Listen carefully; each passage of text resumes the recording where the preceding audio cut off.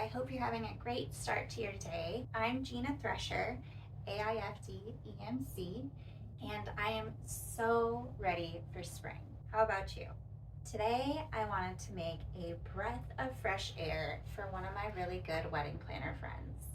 So let's bring in the spring. What are we going to learn today? First, we're going to start with some care and handling before you even start your design. Second, we're going to learn how to create a natural floral mechanic. It's eco-friendly and it's super easy. Third, we're going to go over some basic principles and elements to help you create that effortless garden style look. Let's talk a little bit about the care and handling before you start making an arrangement. I already unwrapped all my flowers, but that's the first step. You want to unwrap, make sure everything is free of damage, free of the leaves that would go down in the water.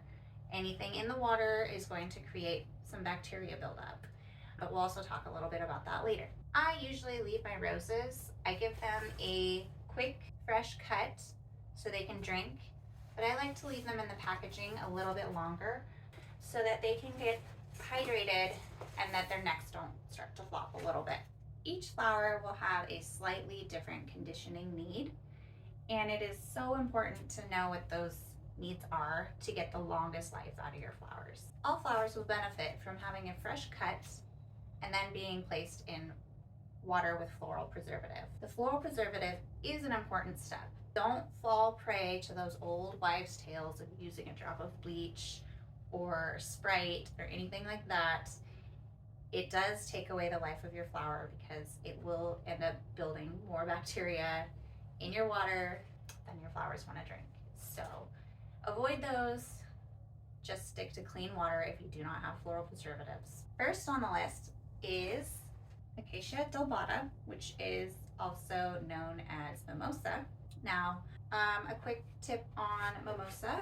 Sometimes these little guys don't open to their fullest. Mimosa does tend to like hot water when processing. Then it can be stored in cool water once you're done processing. So the ends here, you can see some of these little guys aren't quite ready, not open comparatively to these other buds on the side, which are very large and open. I hope it's focusing for you. Okay, next on the list is our Allium neapolitanum. These little guys are part of the onion and garlic family. So they're kind of a little not as fragrant as you would expect. Well, they look very cute, so you would expect them to have a nice fragrance, but they kind of just smell like onions. They have a very cute little dainty flower. I'll get up close for you. Very, very cute. And they last a very long time as a cut flower. Very, very sturdy, reliable, good stems. They don't really have much for special care. I would just process these using cool water. Most bulbs and spring flowers prefer cool water, and they tend to open up faster in hot water. Tulips, they are just a non-specific variety. Very pink, very pretty. Tulips are fun. So for prep, like I said, they're in the bulb family. You're going to want to make sure you're processing them in cool water so they don't open up too quickly. And you're gonna want to take off these lower leaves that they have snuck little bits of the field with them and dirt and sand. So you want to make sure you're getting in there.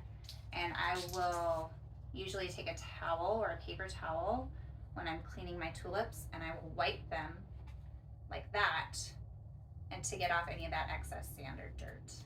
Give them a fresh cut. And I'm going to tell you a little fun fact about tulips. Actually, tulips have quite a few fun facts. Tulips are phototrophic, which means they'll grow towards any light that they see. And they're also geotropic, which means if you hold the tulip or if you placed it this way in a vase, it's gonna grow this way. It's gonna fix itself so it's growing the direction it's meant to grow. which is really interesting. They kind of just do their own crazy thing. And they also can grow up to 1 inch a day. So they will keep growing in your vase. I would keep that in mind for when you are designing. Make sure that you cut them a little bit shorter than you would think you need to, just because they will end up growing and not being where you put them the day before. Other than that, they are a very fun flower to design with. Cleaning your stems beforehand helps you be more efficient when designing. So that one has a lot of yucky dirt. You can see, I'm gonna come over and show you right there. It's kind of yucky, so we just make sure we get rid of that. The field, it brought the field with us. So our tulips are clean. I'm gonna get them a nice little fresh cut here. Back in the water. Next up on the spring dream team is our lovely rose. So these are a variety from Alexander Farms. I love some Alexander Farm garden roses. They are amazing. The Latin name, of course, for rose is Rosa, and the variety of this one is Ashley. Let's open Ashley up. Oh, a word before I start opening them up. Again, I mentioned that I leave them in their packaging. What I usually will do is give them a fresh cut when I get home with them, a fresh cut, and I will let them drink in their packaging for 30 minutes to an hour. Some people prefer to let them out and air out, and I do that with more delicate varieties that are sort of prone to bruising. I'm gonna Ashley up because I've let her drink for a little while. And with roses, I kind of just remove that packaging. I do find roses benefit from a little quick dip, and I already previously did that with my roses, so they are ready to go. Take off any foliage that's gonna go below the water. I give them a little cut again, not too much, just enough.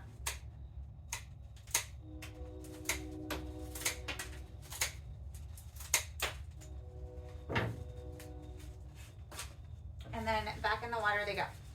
Ooh, gotta take out the rubber band first so I can grab them quickly when I need them. Such a beautiful garden rose. This one opens fantastically. So in a couple of days, it's going to be the size of my hand probably. They're wonderful, wonderful variety. Next on the list, we have a very special spring flower. They are starting to become way more popular, and it is the lovely Helleboris orientalis. This variety is one that I am growing. They can tend to be a little finicky, these little hellebores. I have seen other florists swear by slitting the ends of the stem and then placing them in water. What I do for mine, since these I just picked them, I give them a little dip in the quick dip, and then I just put them back into cold water. So you can see how beautiful they are and why people want them.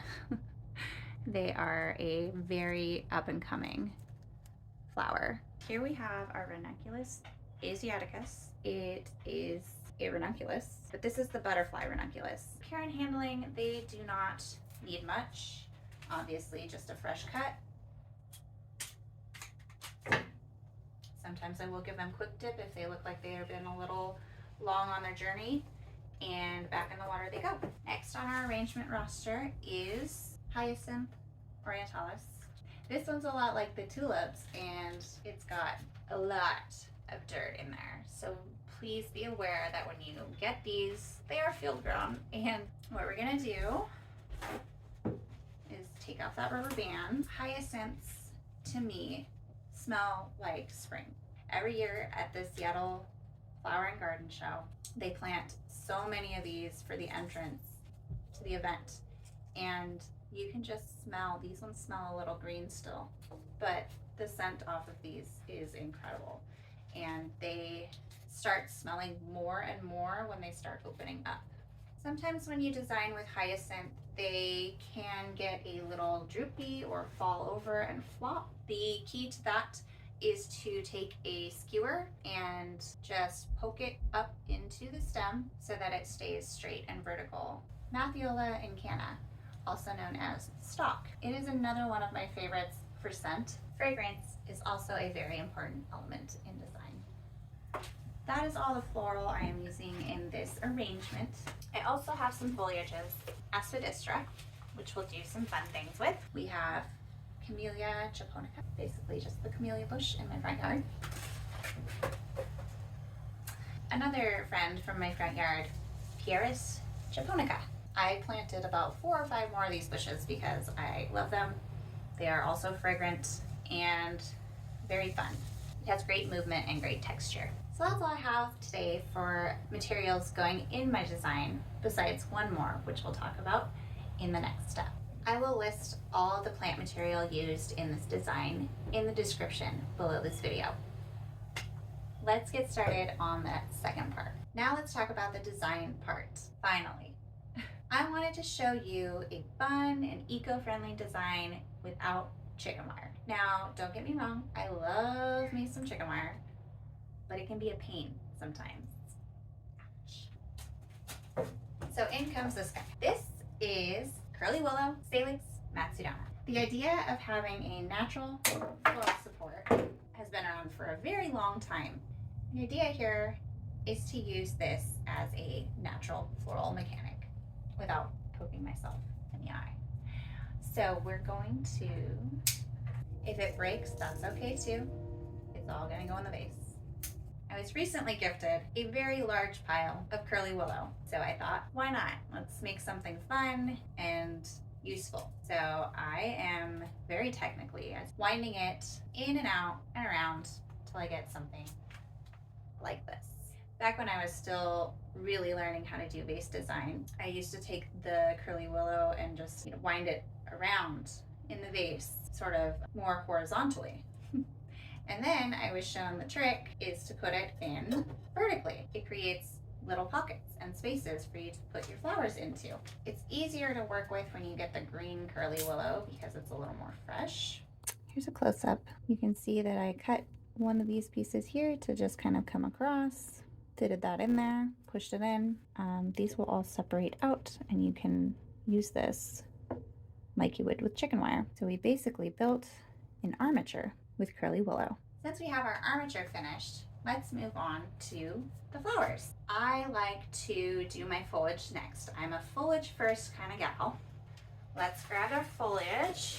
I don't have a lot of foliage in this design, but adding the foliage first is going to help me bring some shape into my design. I'm going to use some of the mimosa right now as well to get some shape and to break the line between the vase and the arrangement. I always like to make sure that you cannot see where the vase begins and where the arrangements start. It helps create a cohesive look in your design. Since this is a centerpiece, we'll need to consider the fact that it's going to be going on someone's table and they're going to see it from all sides. And as you go along, you may want to rearrange the foliage if it's not speaking to you where it's at. Move it around. If you have problems pulling things in and out, sometimes a quick trick is to insert the stem. When you insert the stem and you can't quite get it unhooked, is to sort of twist and pull at the same time. So if this was getting stuck, I could wiggle while I pull to bring it out. Mimosa is one of the most fun spring plants, I think. You can't help but smile when you look at it. It's got a lot of personality. I'm gonna place this one here for a little more of a dramatic effect. We're going down, we're creating line and movement. It may not be an actual line, but it is implied that way. So you can also see I've continued my lines. They're not actual lines like I just mentioned, but I've continued the movement through the design. We're carrying it from one side to the other and from one side to the other. And this creates a very cohesive look. It creates movement and balance in your design. We can always enhance our design with more lines. The this would be considered more of a dynamic line since it's got movement and it carries the eye to the design. So now you can see what we've done here. We've created a very soft line coming through and flowing, and we have some opposing lines, very implied, going down and across. And now with the aspidistra, we're going to do a fun trick. You're probably thinking, why does she have a stapler? This is a garden design. What are we doing with office supplies? Well, we're going to do a little foliage manipulation. There are lots of ways to do a good foliage manipulation. This one I like because it's quick and it's simple and it makes some really fun shapes. So we start with a nice aspidistra leaf. We twisty, twisty, twisty, twisty, and then we staple. Ta-da! So now we have a very lovely folded leaf that we can add to our design. I'm gonna make a few more of these to add in as the finishing piece on our arrangement. They're good to put in, but sometimes I like them as the little bit of creative flair at the end. Conversely, I'll add a few of the leaves in without manipulation to give a little bit of interest and make those manipulated leaves a little more special. Once I've greened up the arrangement to my satisfaction, I will then take what I consider my line flowers for this arrangement, my stock. I am just going to follow the lines that I created with the foliage and our lovely curly willow. It sort of gives me a very nice guide as to where I want things to be. Sometimes it's a little difficult to stick the flowers in where your willow armature is blocking. So I suggest sort of wiggling, twisting, moving the stems so you get the best placement. Once we have our line flowers in, I can then accentuate and start looking at where I want my focal area to be. And for this arrangement, my focal area is probably going to fall somewhere in here in the front to draw the viewer's eye in. I'm going to place my roses, which are my focal flower for this arrangement, accordingly.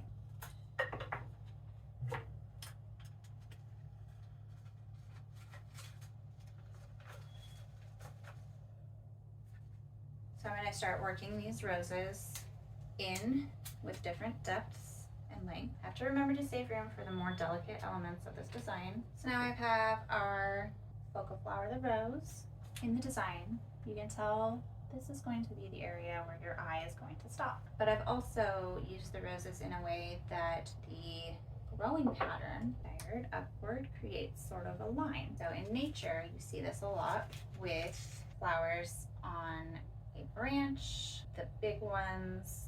Since you have more, we have more visual weight here down at the base. The big flowers are usually down towards the bottom, working our way up to flowers that haven't quite bloomed out yet. So you have smaller and smaller. So that's called growing pattern or growth pattern. Next on our list to add to this design is going to be our hyacinth, our tulips, and our hellebores. So these are our accent flowers. They still serve a very large purpose in this design. I did choose these hellebores because they have a little bit of a purple undertone, which contrasts with the yellow. These are a good addition to add to your design to make your color scheme a little more multifaceted.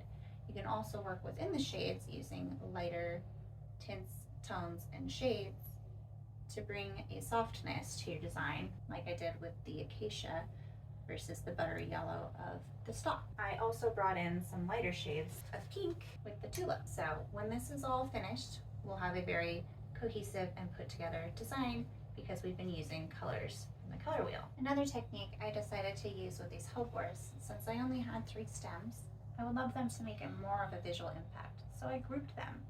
Grouping consists of putting similar items together to make them stand out more in your design. I don't really try to control the tulips. I know they're gonna do what they wanna do anyways. So I am just adding them in places where the movement will be accepted. So my last elements plants that I'm going to add are going to be the Allium and the ranunculus. The ranunculus and the Allium have more movement in them. They do have very sturdy stems, but there's a lot more capacity to put them in places where they sort of dance above the arrangement. So that's what we're gonna do. If there's a particular material that you're working with that's not cooperating, give it a break, put it aside. It can't really come to the party unless it's gonna cooperate. So move on, come back to it. If it decides to behave, you can add it to your arrangement. Oh, I almost forgot about these. To add our lovely little creative flair. And we're just gonna tuck these in.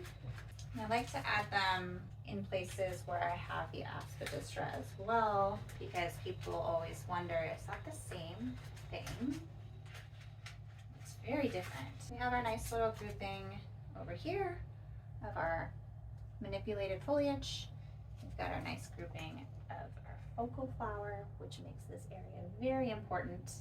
So this is mission accomplished. I wanted to give her something that she could just inhale and have a bright, happy spring day. I think we nailed it. I really had fun designing with you today. I hope you had as much fun as I did designing this. I'm going to have even more fun delivering this. I think she'll really like it. I'm so excited for spring. Let me know down in the comments what your favorite spring flower is. That one that just really epitomizes the start of spring for you. I would love to know. Thanks for joining me today, and I hope you have a wonderful spring, and we'll see you next time. Go smell some roses.